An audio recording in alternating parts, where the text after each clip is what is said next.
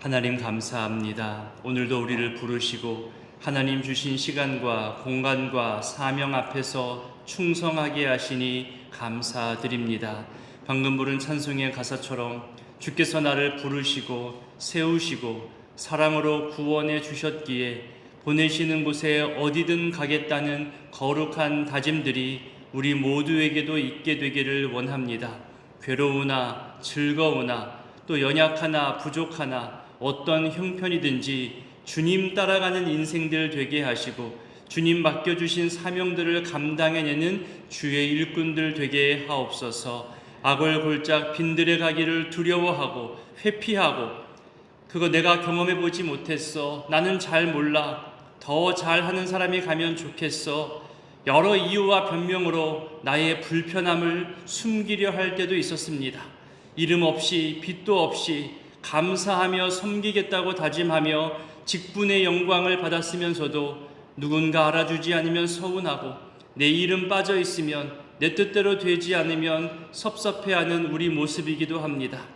눈에 보여지는 글자나 눈으로 확인하는 헌신으로만 평가하지 않게 하시고 하나님 앞에서 거룩하게 살아가고자 하는 삶의 모든 영역을 보게 하옵소서. 또한 내가 판단자나 평가자가 아님을 알게 하옵소서. 여전히 나도 가라지와 같고 알곡으로 변해가는 과정 중에 있다는 것을 주여 깨닫게 하여 주옵소서.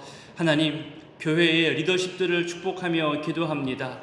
소중한 직분을 받았으며 국장과 팀장으로 그리고 목장장과 교사로 찬양대와 찬양팀으로 남녀 선교회 임원으로 기도하는 사람들로 전도하는 사람들로 그렇게 앞장서서 교회를 섬기고 하나님 사랑하는 마음으로 헌신하는 우리의 리더십들이 있습니다.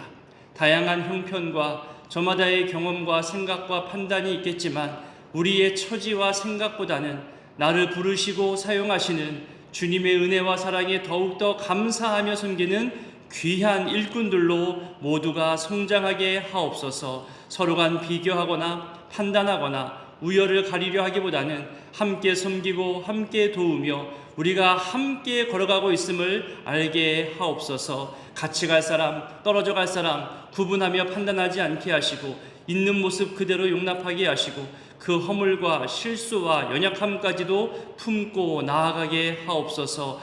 예수님이 우리를 용납하시고 이 죄인을 품어주셨음을 영원히 잊지 않게 하옵소서. 하나님, 휴가나 또 여행으로 봉사로 이곳저곳 흩어져 있는 우리 지체들을 안전하게 하시고 주의를 지키고 또 내가 하나님의 사람이요 예배하는 사람임을 증거하며 살게 하여 주옵소서. 청년부 수련회를 준비하는 손길이 있습니다. 토페십 달빛 크루즈를 또 준비하고 있습니다. 기도로 돕고 물질로 후원하는 분들 또 이 모양 저 모양 함께하는 모든 분들에게 은혜의 은혜를 더하여 주시고 또한 오늘과 내일 주일을 준비하며 또 모든 섬김으로 헌신으로 그리고 연락함으로 그렇게 주의를 지키고자 하는 모두의 노력과 수고와 땀 흘림에 하나님은 건강을 지키시고 그들의 모든 믿음의 삶을 보호하여 주시옵소서. 이 새벽에도 주님께 나올 때 빈손으로 나오지 아니하고 하나님께 준비한 예물로 올려드립니다. 매일매일 준비하며 한 글자 한 글자 정성스럽게 기도의 제목으로 써서 드리는 이 모든 감사와 간구의 마음들을 주님 받아 주시옵소서. 이제 말씀 앞으로 나아가고자 합니다. 말씀하신 하나님을 발견하는 시간들 되게 하여 주시옵소서. 예수님 귀하신 이름으로 기도드립니다. 아멘. 오늘 말씀은 고린도 후서 3장입니다. 바울은 고린도 교회 교인들에게 자신의 사도권에 대해서 말하는데요. 오늘 3장에서는 사도권에 대해서 좀 더 적극적으로 설명하고 있습니다. 왜 바울이 사도권에 대해서 강조하고 설명할까요? 이스라엘 지역에서부터 이 고린도 지역에까지 흘러들어온 거짓 사도들이 있었습니다. 이들은 예루살렘에 있는 유대주의자들 또 율법주의자들 이들로부터 추천서를 늘 품에 가지고 다니면서 자신의 신분을 자랑스럽게 보여줬던 거죠. 나는 공인된 사도다. 나는 예루살렘에서부터 파송된 사도다. 그렇게 증거물처럼 어떤 증명서나 추천서를 품에 가지고 다녔습니다. 하지만 바울은 이런 추천서를 가지고 있지 않았던 거죠. 그러다 보니까 이 추천서 문제로 바울을 공격하는 사람이 생겨났습니다. 오늘날로 말하자면 목사 안수 증명서, 노회 소속 증명서, 장신대 졸업장, 이런 기본 자격 증명들입니다. 제가 여러분 가정을 신방할 때마다 저는 목사가 맞습니다, 저는 구의교회 담임 목사입니다, 이렇게 매번 챙기고 보여줘야 하는 것 아니잖아요. 그래야 저를 더 믿으시고 더 신뢰할 수 있는 거 아니잖아요. 그런 증명서를 가지고 다녀야만 사역에 있어서 당당하고 자신감 넘치다고 말할 수 있을까요? 물론 교회 역사를 보면요, 추천서가 없으면 성직자로서 함부로 목회할 수 없다는 규정이 있었던 때도 있었습니다. 추천서나 증명서 없이 나를 잘 모르는 다른 지역에 가서 설교를 하거나 목양을 하거나 교리를 가르치면 안 된다는 규정도 있었거든요. 그것은 도리에 어긋나는 것이라 그렇게 가르치기도 했습니다. 그만큼 추천서와 증명서가 중요한 역할을 하는 것은 맞습니다. 이런 상황에서 바울이 자기의 사도됨에 대해서 어떻게 설명하는지 한번 볼까요? 1절부터 3절까지를 읽어보겠습니다. 우리가 다시 자천하기를 시작하겠느냐? 우리가 어찌 어떤 사람처럼 추천서를 너희에게 붙이거나 혹은 너희에게 받거나 할 필요가 있느냐? 너희는 우리의 편지라 우리 마음에 썼고 무사람이 알고 읽는 바라.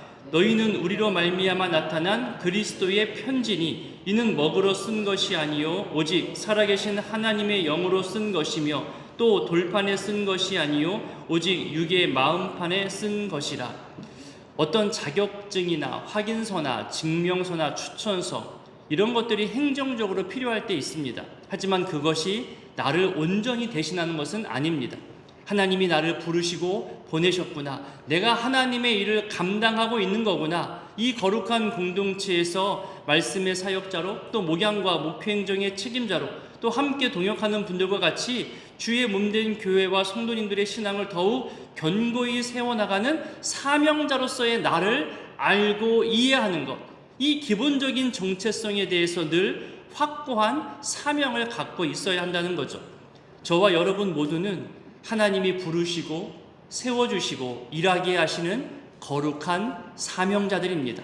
사명을 맡은 자들은 끝까지 충성하는 것이 제일 중요합니다. 설사 건강이 약해지고 질병에 힘들어지고 보살펴야 하는 사람들이 많아지고 움직이기 어려울 정도로 병상에 누워있다 할지라도 그조차도 사명을 감당하는 시간들인 겁니다. 조금은 예민한 말일 수 있고 장단점을 충분히 고려해야 하는 표현이기도 하지만, 저는 사명을 생각할 때 직분을 받은 후 조기 은퇴나 휴무, 이런 것에 대해서는 더더욱 신중해야 하고 가급적 하지 말아야 한다는 입장을 가지고 있습니다. 하나님 주신 직분과 사명이라면 주어진 임기의 때까지 감당하는 건데, 물론 피치 못할 사정으로 감당하기 어려워서 휴무하거나 내려놓을 수 있겠지요. 또 그것이 법으로도 나와 있습니다. 하지만 저는 그가 속한 모임에서 그를 얼만큼 품고 있고 같이 하고 있느냐가 더 중요한 모습으로 여겨집니다. 만약에 그 사람이 1년에 한 번밖에 교회에 못 나올 형편이다, 그러면 그 한 번으로도 감당할 수 있는 사명이 있다는 거예요. 평소에 매번 회비를 낼 수 있겠고요, 또 그 한 번 나올 때 예배의 기도 순서를 감당할 수도 있겠죠. 떨어져 있어도 자주 만나지 못해도 우리 함께 기도할 수 있고 응원할 수 있잖아요. 심지어 우리 코로나를 통해서 온라인으로 만나는 방법도 경험했잖아요. 쉬운 카톡의 방법도 사용할 수 있겠습니다.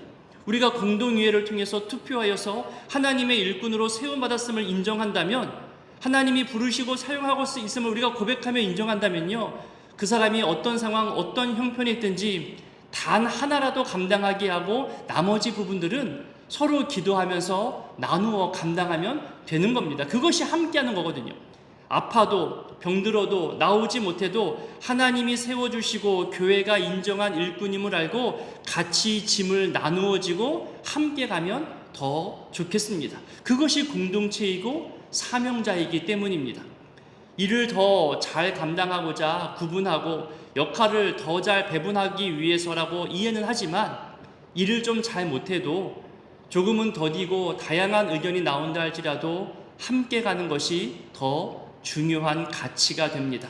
여러분, 우리가 어릴 때 더 나이가 어린 동생들도 껴줬잖아요. 어떤 놀이에 우리 깍두기라고 저는 불렀었거든요. 깍두기라고 부르면서 그 연약함과 부족함을 인정하면서도 함께 어울려주기를 기뻐했었습니다. 또 내가 깍두기로 형들과 언니들과 누나 오빠들과 그렇게 어울려가며 배우기도 했잖아요. 그것이 배려였거든요. 이런 행정적인 부분은 목회적 요소와 함께 당회가 좀 더 세심하게 살펴서 일정한 기준이나 가이드를 또 연말이나 연초에 드리도록 하겠습니다. 직분을 증명하는 서류, 그가 이런 일을 한다고 그 자격이나 내용을 보증하는 증명서나 추천서, 그리고 그런 추천서가 있고 없고를 가지고 그 사람을 평가하는 것을 중요하게 생각하면서 바울은 왜 이런 증명서가 또 추천서가 없느냐? 그가 좋은 학교를 나왔다면서, 유명한 스승을 두었다면서, 그가 유대인으로서 그 소속과 그를 보장해주는 추천서가 없다는 것은 그가 행했던 모든 말이 다 거짓 아니야? 숨기는 거 있는 거 아니야? 뭔가 문제가 있고 하자가 있으니까 사람들이 추천서 써주기를 거부한 거 아니냐? 그렇게 억지 공격을 한 거죠. 그리고 이런 분위기는 더 나아가서 바울이 전한 복음까지도 다시 생각해야 하는 거 아니냐? 잘못 알려준 거 아니냐? 그거 완전한 거 아니다. 할례 받아야 돼. 율법이 더 추가돼야 돼. 이렇게 바울의 복음과 사역을 폄하하면서 다시 율법주의적 어떤 의무감을 주기도 했던 거죠. 이것이 어제 본문 마지막에 나온 하나님의 말씀을 혼잡하게 하는 사람들, 이 표현의 사람들이었던 거죠. 여기 1절을 보세요. 우리가 다시 자천하기를 시작하겠느냐? 이 표현에서는 다시라는 말이 눈에 들어왔습니다. 예전에 이랬던 적이 있었던 거예요. 이런 추천서 문제로 설명한 적이 있었고 변호한 적이 있었다는 거죠. 여러분, 대적자들은요, 할 때마다 더 요구합니다. 지치게 하는 거죠. 뭘 설명해도 무언가 신뢰할 만한 것을 내세워도요, 믿어주지 않아요. 받아들여주지 않습니다. 트집 잡고 말꼬리 잡고 또 다른 것을 요구하면서 흠집 내려고 하는 거죠. 지치게 하려고 하는 목적이 있는 거죠. 그런 유치함에 내가 마땅히 해야 할 사역 에너지가 거기에 낭비될 필요가 있겠느냐? 이런 말을 지금 바울이 하고 있는 겁니다. 그러면서 하나의 이유를 더 말하는데 그것이 2절입니다. 고린도 교회 교인들, 너희가 나의 추천서가 된다. 너희가 추천하는 편지가 된다는 거죠. 하나님께서 나를 사도로 세우시고 사용하셔서 너희들을 그 방탕한 곳에서 복음의 길로 인도하고 거룩한 길을 걷게 하며 성도로서 살아가게 한 그 사역의 열매 자체가 나에게 추천서와 같다고 말하는 거죠. 종이 한 장으로 나의 사도권을 증명하는 것이 아니라 교회 공동체인 너희 스스로가 나의 열매이고 나의 추천서, 나의 증명이 된다는 겁니다. 여기 2절을 추가 설명하면서 해석하는 것이 3절입니다.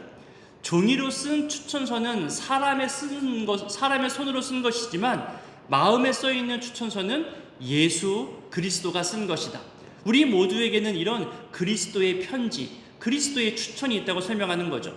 우리의 삶과 언행으로 예수 그리스도로 인해 변화되었음을 직접 보여주는 살아있는 추천서가 된다는 겁니다. 이렇게 자신의 사도권에 대해서 설명하는 바울이 이제는 새 언약의 일꾼으로서 사도로서 어떤 확신과 긍지를 가지고 있는지 연이어 설명합니다. 4절부터 6절까지를 읽겠습니다. 우리가 그리스도로 말미암아 하나님을 향하여 이 같은 확신이 있으니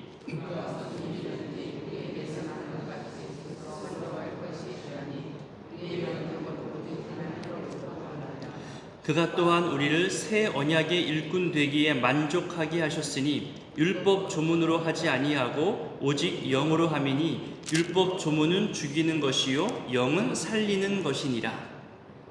5절에서 말하는 만족은 감당한다는 것을 말하는 거거든요. 내 능력이나 내 경험과 힘으로 감당하는 것이 아니라 모든 근거 또 모든 감당할 힘은 오직 하나님으로부터 나온다는 뜻입니다. 그러니 내가 지금 감당하는 이 사도로서의 직분 역시 하나님 주신 힘과 능력으로 감당하고 있음을 바울은 이야기하고 있는 거죠.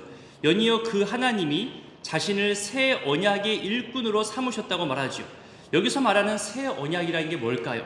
바울은 이미 고린도전서에서 성찬에 대해서 설명하면서 이 표현을 썼습니다. 성찬을 주시고 먹고 마시게 하면서 하신 주님의 말씀이 있었어요. 이것은 너희를 위한 나의 새 언약이라고 말씀하셨거든요. 예수님의 죽으심으로 이루어지는 언약을 말하는 거예요. 바로 죄사함과 용서, 구원을 말하는 거죠. 모세의 율법이 아니라 예수 그리스도의 보혈과 그 십자가 사건을 믿으면 구원을 얻는다는 것, 이것이 새 언약입니다. 더 짧게 요약하면 새 언약은 복음을 말하는 거죠. 복음을 위한 사도, 이방인에게 복음을 증거하는 사도로 부름받아서 사역하고 있음을 바울은 자신의 사도권에 대해서 이와 같이 설명하고 있는 겁니다. 다음으로 7절부터 11절까지는 율법과 이 새 언약을 비교하면서 새 언약, 복음의 탁월성에 대해서 강조합니다. 우리 몇 구절만 읽어볼 텐데요. 먼저 우리 9절을 읽어볼까요? 정죄의 직분도 영광이 있은즉 의의 직분은 영광이 더욱 넘치리라. 다음 11절도 읽어보겠습니다. 없어질 것도 영광으로 말미암았은즉 길이 있을 것은 더욱 영광 가운데 있느니라. 아마도 고린도 교회에 들어온 이 거짓 사도들은 바울이 새 언약, 그러니까 복음만 강조하고 율법을 강조하지 않으니까 저 바울 율법을 무시하는 사람이야, 모세를 인정하지 않는 사람 아니냐, 그렇게 공격했을 겁니다. 바울과 교인들 사이를 이간질하는 거죠. 그래서 바울은 율법에도 영광이 있음을 말하고 있는 거예요. 바울이 로마서에서도 설명했듯이 율법으로는 의롭게 될 자가 없고 죄가 있음을 깨닫게 하는 것이라 설명했죠. 그 설명이 바로 9절 정죄의 직분이라는 거예요. 구약의 율법들 역시 영광이 있는 것이고, 그리고 의롭게 하는 새로운 복음은 은혜로 의롭게 되는 것은 더더욱 영광이 넘친다고 말하고 있는 거죠. 다음으로 12절부터 끝절까지는 바울의 복음 증거와 이스라엘의 깨닫지 못하는 완고함에 대해서, 또 그리고 새 언약의 자유와 영광에 대해서 설명합니다. 우리 12절부터 18절까지를 읽어보겠습니다. 소망이 있으므로 담대히 말하노니 우리는 모세가 이스라엘 자손들에게 장차 없어질 것의 결국을 주목하지 못하게 하려고 수건을 그 얼굴에 쓴 것 같이 아니하노라. 그러나 그들의 마음이 완고하여 오늘까지도 구약을 읽을 때에 그 수건이 벗겨지지 아니하고 있으니 그 수건은 그리스도 안에서 없어질 것이라. 오늘까지 모세의 글을 읽을 때에 수건이 그 마음을 덮었도다. 그러나 언제든지 주께로 돌아가면 그 수건이 벗겨지리라. 주는 영이시니 주의 영이 계신 곳에는 자유가 있느니라. 우리가 다 수건을 벗은 얼굴로 거울을 보는 것 같이 주의 영광을 보매 그와 같은 형상으로 변화하여 영광에서 영광에 이르니 곧 주의 영으로 말미암음이니라. 아멘. 12절에 보면 바울은 복음을 숨기지 않고 담대하게 말한다고 하죠. 이 근거를 구약에 나오는 모세의 수건을 가지고 대조적으로 지금 설명을 하는 겁니다. 모세가 율법을 받아가지고 시내산에서 내려왔을 때 하나님과의 만남으로 인하여서 모세의 얼굴에 광채가 났었죠. 그것을 이스라엘 백성들이 바라보기를 두려워했던 거예요. 그래서 수건으로 얼굴을 가렸던 거죠. 바울은 이것을 어떻게 이해했냐 하면 다시 앞에 7절을 볼까요? 아까 읽지 않았는데 우리 7절을 한번 읽어보겠습니다. 돌에 써서 새긴 죽게 하는 율법 조문의 직분도 영광이 있어 이스라엘 자손들은 모세의 얼굴에 없어질 영광 때문에도 그 얼굴을 주목하지 못하였거늘. 모세가 계속해서 죽을 때까지 그 얼굴에 광채를 바란 게 아니잖아요. 일시적인 현상이었던 건데 그 일시적인 모습만으로도 그 얼굴을 제대로 바라보지 못하지 않았었냐? 그래서 수건으로 가리운 거 아니냐? 14절에 보면 그 수건은 그리스도 안에서 없어질 것이라 말하는 거죠. 이렇게 설명드릴 수 있겠습니다. 올바른 영적 깨달음은 율법보다는 그리스도 안에서 이루어진다는 거예요. 근데 모세 시대에서도 그 영광을 올바르게 바라보지 못해서 수건을 썼는데 오늘날의 이 선포된 복음 앞에서도 여전히 수건을 쓴 것처럼 제대로 보지 못하고 제대로 깨닫지 못하는 사람들이 있다는 거죠. 그렇게 되는 이유가 뭐냐? 자기 경험, 자기 고집, 자기 편견과 선입견, 이런 완고함 때문이라고 말합니다. 그래서 15절에 오늘날에는 수건이 마음을 덮었다고 말하고 있습니다. 이 모든 것을 없애고 새로운 언약을 깨닫기 위해서는 주께로 돌아가야 한다고 16절이 말하고 있는 거죠. 그러면서 주께로 돌아가면 나를 방해하는 이 불신앙의 수건, 오해의 수건, 편견의 수건을 다 벗게 되고 자유함을 누리게 된다고 강조하는 거죠. 여러분, 눈이 잘 안 보이다가 안경을 쓰거나 어떤 눈 수술로 인하여서 뚜렷하게 보였을 때, 내가 그동안 잘못 봤구나, 내가 그동안 잘못 만졌구나, 잘못 이해했구나 알잖아요. 내가 그동안 잘 안 들리던 것이 어떤 기계적 도움을 통해서 잘 들리게 되었을 때, 내가 그동안 잘못 들었구나, 오해해서 들었구나, 정확하게 듣는 그 기쁨과 자유가 생기잖아요. 여러분, 오늘의 이 말씀들을 기억하며 기도하실 때, 나는 주님과 교제하고 만나면서 혹시 수건을 쓰고 있는 것은 아닌가? 여러분, 바라보기를 두려워하거나 회피하려고 하는 건 아닌지 돌아보면서 기도했으면 좋겠습니다. 이거 가만히 보면요, 주님 만나기를 두려워하는 분들이 있어요. 주님을 만나고자 그렇게 소원하는데 한편으로는 주님을 만나면 내가 지금까지 누리고 있는 세상의 즐거움을 내려놓아야 하는 그런 부담감을 느끼기 때문에 주님 만나는 것을 피하고 싶은 분들이 있더라고요. 주님께서 말씀하시는 것을 내가 순종해서 따라가야 한다는 부담감을 갖게 되니까 어쩌면 일부러 수건을 쓰고서 대충만 보는 거예요. 교회가 말씀이 봉사와 헌신이 이 정도까지만 하면 되겠지라고 일부러 수건을 쓰고 깨닫기를 하지 않는 거죠. 우리가 연말이 되고 새로운 직분이나 해야 할 일들이 많이 맡겨질 때 왜 우리 은근히 피하고자 하는 마음, 목사님의 전화를 좀 안 받고자 싶은 마음, 그런 마음 들 때 있잖아요. 수건으로 가리우면서 나를 찾지 말아달라, 나를 부르지 말라는 그런 마음이 우리 가운데 숨겨져 있을 때가 있어요. 그런데 주님을 만나고 주님께 돌아와서 주님과의 교제가 얼마나 기쁜 일인지를 경험하게 되면 나를 부르시고 사용하시는 그 사명 앞에 순종하는 즐거움이 나타나요. 그건 순종이 억지가 아니잖아요. 순종은 즐거움으로, 감사함으로 따라가는 거거든요. 그것을 경험한 사람은 알아요. 그러니 수건은 우리의 편견이고 오해이고 자기 고집이고 경험이고 일시적인 두려움과 걱정이라 할 수 있는 겁니다. 주님과 가까워지고 또 봉사하고 사명 감당할 때에 수건이 벗겨지고 기쁨과 자유를 경험하는 일들이 많아지게 되기를 우리 이 시간 또 말씀 기억하면서 기도했으면 좋겠습니다. 오늘과 또 내일 주일을 준비하는 모든 손길과 헌신에 감사와 기쁨과 자유로운 헌신이 많아지게 되기를 기도해 주시고, 얽매이지 않은 자유로움으로 하나님 찬양하는 예배자의 삶 다 되기를 기도했으면 좋겠습니다. 주기도문으로 함께 기도하겠습니다. 하늘에 계신 우리 아버지, 아버지의 이름을 거룩하게 하시며 아버지의 나라가 오게 하시며 아버지의 뜻이 하늘에서와 같이 땅에서도 이루어지게 하소서. 오늘 우리에게 일용할 양식을 주시고 우리가 우리에게 잘못한 사람을 용서하여 준 것 같이 우리 죄를 용서하여 주시고 우리를 시험에 빠지지 않게 하시고 악에서 구하소서. 나라와 권능과 영광이 영원히 아버지의 것입니다. 아멘.